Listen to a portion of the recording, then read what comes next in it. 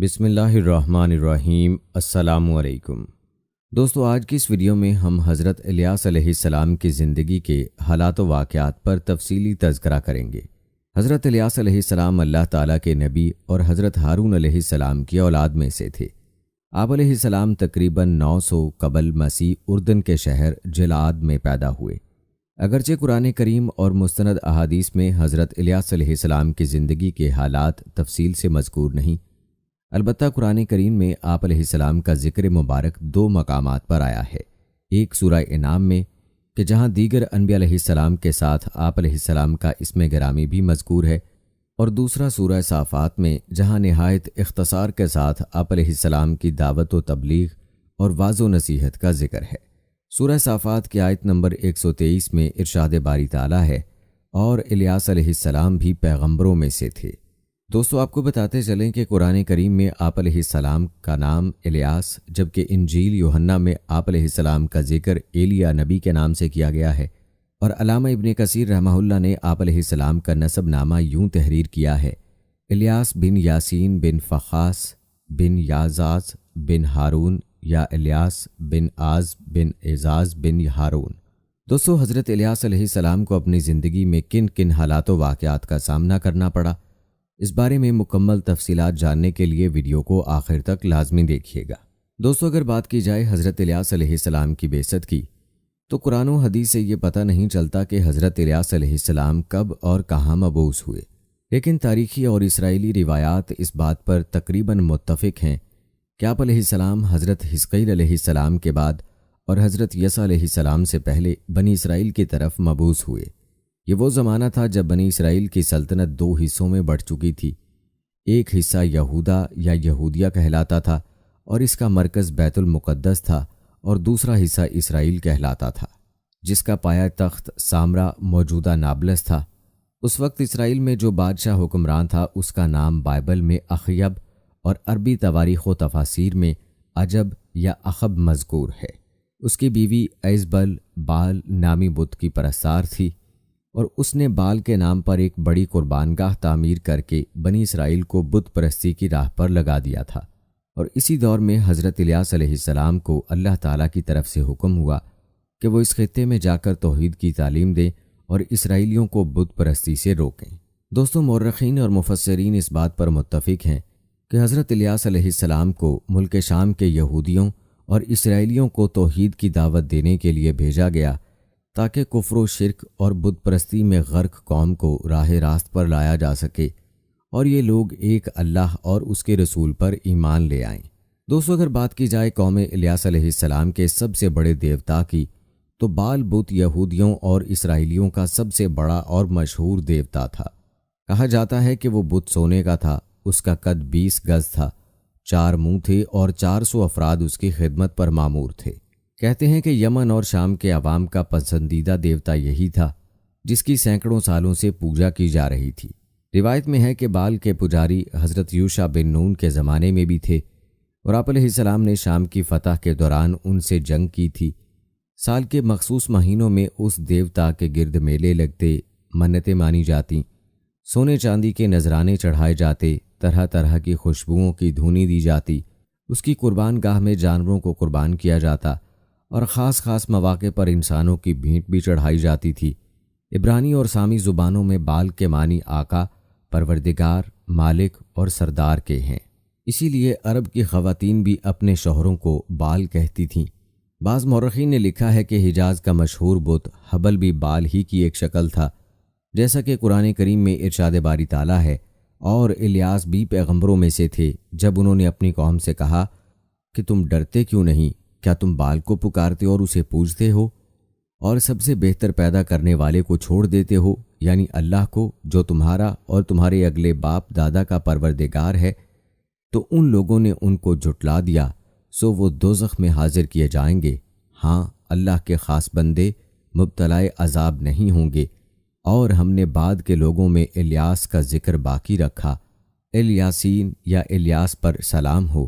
بلا شبہ ہم نیکوکاروں کو ایسا ہی بدلہ دیتے ہیں، بے شک وہ ہمارے مومن بندوں میں سے تھے۔ دوستو، اگر بات کی جائے حضرت الیاس علیہ السلام کے مرکز کی، تو روایات کے مطابق حضرت الیاس علیہ السلام نے ملک شام کے سب سے مشہور شہر بالبک کو رشد و ہدایت کا مرکز بنایا۔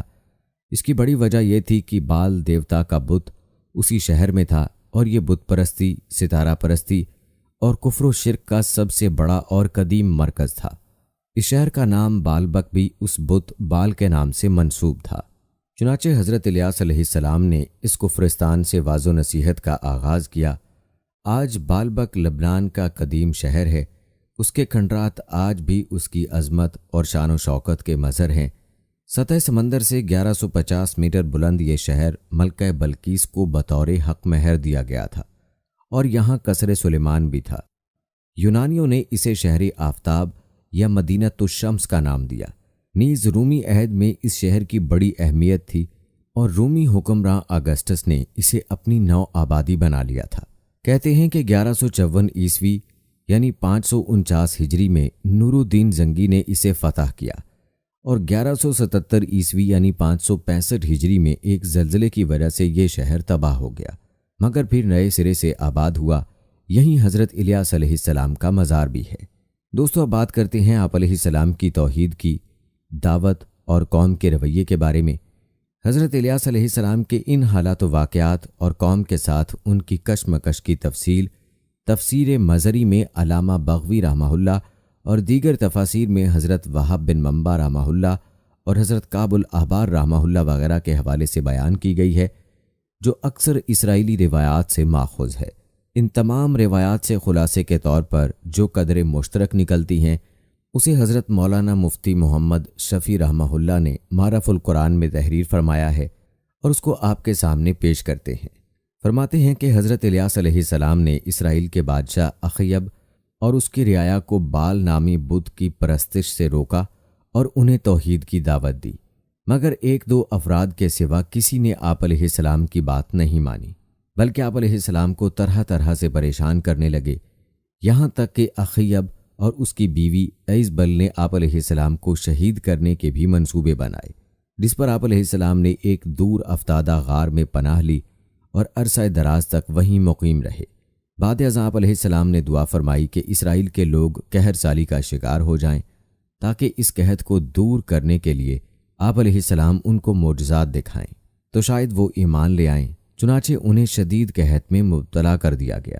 اس کے بعد حضرت الیاس علیہ السلام اللہ تعالیٰ کے حکم سے اخیب سے ملے اور اس سے کہا کہ یہ عذاب اللہ تعالیٰ کی نافرمانی کی وجہ سے ہے، اور اگر تم اب بھی باز آ جاؤ تو یہ عذاب دور ہو سکتا ہے۔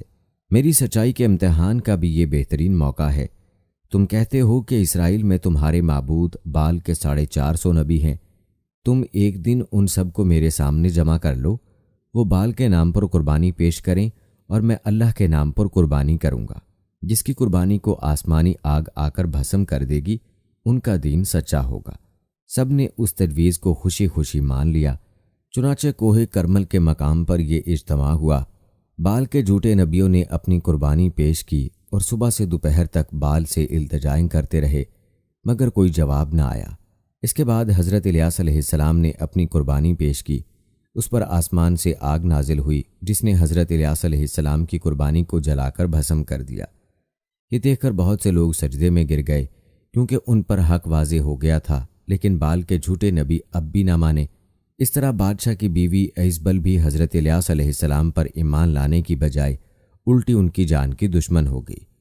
حضرت الیاس علیہ السلام کو ان کے عزائم کا پتہ چلا تو آپ علیہ السلام روپوش ہو گئے اور کچھ عرصے بعد بنی اسرائیل کے دوسرے ملک یہودیہ میں تبلیغ شروع کر دی، کیونکہ رفتہ رفتہ بال پرستی کی وبا وہاں بھی پھیل چکی تھی۔ وہاں کے بادشاہ نے بھی آپ کی بات نہ سنی، یہاں تک کہ وہ حضرت الیاس علیہ السلام کی پیشگوئی کے مطابق تباہ و برباد ہو گیا۔ چند سال بعد آپ علیہ السلام دوبارہ اسرائیل تشریف لائے اور بادشاہ کو راہ راست پر لانے کی کوشش کی، مگر وہ برستور اپنی بدعمالیوں میں مبتلا رہا، یہاں تک کہ انہیں بیرونی حملوں اور مہلک بیماریوں کا شکار بنا دیا گیا۔ اس کے بعد اللہ تعالیٰ نے اپنے نبی کو واپس بلا لیا۔ دوستو، حضرت کعب احبار رحمہ اللہ سے منقول ہے کہ حضرت الیاس علیہ السلام بادشاہ کے ظلم و ستم سے تنگ آ کر ایک غار میں رہنے لگے تھے اور انہوں نے تقریباً 10 سال کا عرصہ روپوشی میں بسر کیا۔ پھر اللہ تعالیٰ نے اس بادشاہ کو ہلاک کر دیا۔ دوسرا بادشاہ تخت نشین ہوا تو حضرت الیاس علیہ السلام اس کے پاس تشریف لے گئے اور اسے دعوت توحید دی، جس پر ایک خلق عظیم ان پر ایمان لے آئی۔ صرف 10,000 باقی رہ گئے جنہیں قتل کر دیا گیا۔ دوستو، کچھ لوگ یہ سوال بھی کرتے ہیں کہ کیا الیاس علیہ السلام حضرت ادریس علیہ السلام کا دوسرا نام ہے؟ تو مفسرین میں سے ایک مختصر گروہ کا یہ کہنا ہے کہ الیاس حضرت ادریس علیہ السلام کا ہی دوسرا نام ہے اور ان دونوں شخصیات میں کوئی فرق نہیں۔ بعض حضرات نے یہ بھی کہا ہے کہ حضرت الیاس علیہ السلام اور حضرت خضر علیہ السلام میں کوئی فرق نہیں، لیکن محققین نے ان اقوال کی تردید کی ہے۔ قرآن کریم نے بھی حضرت ادریس علیہ السلام اور حضرت الیاس علیہ السلام کا اس طرح جدا جدا تذکرہ فرمایا کہ دونوں کو ایک قرار دینے کی کوئی گنجائش نظر نہیں آتی۔ اس لیے حافظ ابن کثیر رحمہ اللہ نے اپنی تاریخ میں دونوں کو الگ الگ نبی قرار دیا ہے۔ دوستو، یاد رہے کہ حضرت ادریس علیہ السلام حضرت نوح علیہ السلام کے بعد اور حضرت ابراہیم علیہ السلام سے پہلے نبوت پر سرفراز ہوئے، جبکہ حضرت الیاس علیہ السلام ایک اسرائیلی نبی ہیں اور حضرت موسیٰ علیہ السلام کے بعد مبعوث ہوئے۔ یوں دونوں میں سینکڑوں سال کا فاصلہ ہے۔ چنانچہ طبری رحمہ اللہ لکھتے ہیں کہ حضرت الیاس علیہ السلام حضرت یوسیٰ علیہ السلام کے چچا زاد بھائی تھے اور ان کی بعثت حضرت حزقیل علیہ السلام کے بعد ہوئی۔ دوستو، حضرت الیاس علیہ السلام ان انبیاء کرام میں سے ہیں جنہوں نے پوری زندگی جاہ و حشمت، دولت و ثروت سے بے نیاز ہو کر بسر کی، رہنے کو مکان بنایا اور نہ کھانے پینے کی فکر رہی، ملا تو کھا لیا، نہ ملا تو پانی ہی پر گزارا کر لیا، دن بھر درس و تبلیغ میں مصروف رہتے اور شب یاد الہی میں گزارتے، جب نیند زیادہ ستاتی تو جہاں جگہ میسر آ جاتی سو رہتے۔ سفر نامہ عرض قرآن میں تحریر ہے کہ وادی سینا میں واقع جبل طور پر مقام الیاس وہ جگہ ہے جہاں حضرت الیاس علیہ السلام سامرا سے بھاگ کر روپوش ہوئے تھے۔ اور دوستو، ایک اور سوال جو کیا جاتا ہے وہ یہ کہ حضرت الیاس علیہ السلام زندہ ہیں یا وفات پا چکے ہیں؟ تو مورخین اور مفسرین کے درمیان یہ مسئلہ بھی زیر بحث آیا ہے۔ تفسیر مزری میں علامہ بغوی رحمہ اللہ کے حوالے سے جو طویل روایت بیان کی گئی ہے، اس میں یہ بھی مذکور ہے کہ حضرت الیاس علیہ السلام کو ایک آتشین گھوڑے پر سوار کر کے آسمان کی طرف اٹھا لیا گیا تھا اور وہ حضرت عیسیٰ علیہ السلام کی طرح زندہ ہیں۔ علامہ سیوطی رحمہ اللہ نے بھی ابن عساکر رحمہ اللہ اور حاکم رحمہ اللہ وغیرہ کے حوالے سے کئی ایسی روایات نقل کی ہیں جن سے معلوم ہوتا ہے کہ وہ زندہ ہیں۔ کابل آبار رحمہ اللہ سے منقول ہے کہ 4 انبیاء علیہ السلام اب تک زندہ ہیں، 2 زمین پر، حضرت خضر علیہ السلام اور حضرت الیاس علیہ السلام، اور 2 آسمان پر، حضرت عیسیٰ علیہ السلام اور حضرت ادریس علیہ السلام۔ یہاں تک کہ بعض افراد نے یہ بھی کہا ہے کہ حضرت خضر علیہ السلام اور حضرت الیاس علیہ السلام ہر سال رمضان کے مہینے میں بیت المقدس میں اکٹھے ہوتے اور روزے رکھتے ہیں، لیکن حافظ ابن کثیر رحمہ اللہ جیسے محقق علماء نے ان روایات کو صحیح قرار نہیں دیا۔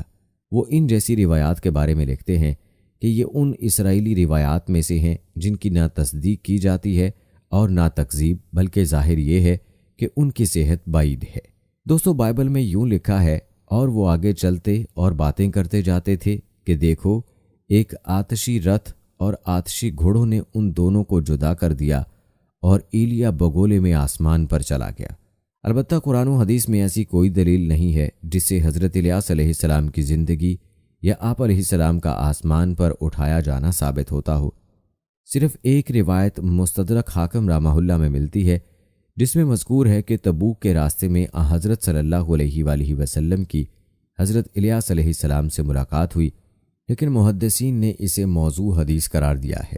بہرحال حضرت الیاس علیہ السلام کا زندہ ہونا کسی معتبر اسلامی روایت سے ثابت نہیں، لہٰذا اس معاملے میں سلامتی کی راہ یہی ہے کہ سکوت اختیار کیا جائے اور اسرائیلی روایات کے سلسلے میں حضرت صلی اللہ علیہ وآلہ وسلم کی تعلیم پر عمل کیا جائے کہ نہ ان کی تصدیق کرو نہ تکذیب۔ دوستو، یہ تھی گفتگو حالات و واقعات حضرت الیاس علیہ السلام کی زندگی اور آپ کی وفات کے حوالے سے۔ اب مختصراً تذکرہ کرتے ہیں حضرت عیسیٰ علیہ السلام اور آپ کے معجزات کے حوالے سے جو حضرت الیاس علیہ السلام کے بعد نبی بن کر دنیا میں تشریف لائے۔ آپ علیہ السلام کو حضرت الیاس علیہ السلام کا چچا زاد بھائی بھی بتایا جاتا ہے۔ آپ علیہ السلام کے بہت سے معجزات بیان کیے جاتے ہیں جن میں سے چند ایک کا تذکرہ کرتے ہیں۔ کہتے ہیں کہ آپ علیہ السلام کی دعا سے کھارا پانی میٹھا ہو گیا، ایک مرتبہ اہل اریحہ نے شکایت کی کہ ہمارا پانی کھارا ہے، آپ علیہ السلام دعا فرمائیں کہ وہ شیریں ہو جائے۔ آپ علیہ السلام نے کچھ نمک لے کر دریا میں ڈالا تو اس کا پانی میٹھا ہو گیا۔ روایات میں یہ بھی آتا ہے کہ ایک بار ایک عورت نے افلاس کی شکایت کی، خاوند کے قرض کا تذکرہ کیا۔ آپ علیہ السلام نے پوچھا، تمہارے گھر میں کچھ ہے؟ اس نے عرض کی، تھوڑا سا گھی ہے۔ آپ علیہ السلام نے وہ گھی طلب فرمایا اور اسے ایک برتن سے دوسرے برتن میں ڈال دیا۔ عورت نے اپنا گھی اٹھا لیا اور اسی طرح گھی دونوں برتنوں میں الٹنے لگی تو گھی میں اضافہ ہونے لگا۔ اہل محلہ وہ گھی خریدنے لگے۔ وہ عورت امیر ہو گئی اور اس کا قرض ادا ہو گیا۔ اور دوستو، روایات کے مطابق آپ علیہ السلام کی دعا سے بچہ زندہ ہو گیا۔ ایک دفعہ آپ علیہ السلام ایک عورت کے گھر تشریف لے گئے، اس کے ہاں اولاد نہ تھی۔ آپ علیہ السلام نے اس کے لیے دعا فرمائی تو اللہ تعالیٰ نے اسے ایک بیٹا عطا کیا، مگر چند دنوں کے بعد وہ مر گیا تو اللہ تعالیٰ نے اسے آپ کی دعا سے زندہ کر دیا۔ اسی طرح روایات میں آتا ہے کہ ایک دن ایک شاگرد نے کھانا پکایا، بھول کر اس میں ارگ کے اندارین ڈال دیا۔ جب حضرت یوسف علیہ السلام وہ کھانا کھانے لگے تو آواز آئی، مجھ میں زہر ملا ہوا ہے۔ آپ علیہ السلام نے اس میں تھوڑا سا آٹا ڈال دیا تو زہر کا اثر جاتا رہا۔ دوستو، یہ تھی ہماری آج کی ویڈیو، جس میں ہم نے آپ کو دو انبیاء حضرت الیاس علیہ السلام اور حضرت یوسف علیہ السلام کا تذکرہ کیا۔ آج کی اس ویڈیو کو زیادہ سے زیادہ شیئر کیجیے گا۔ پھر حاضر ہوں گے، اجازت دیجیے، اللہ حافظ۔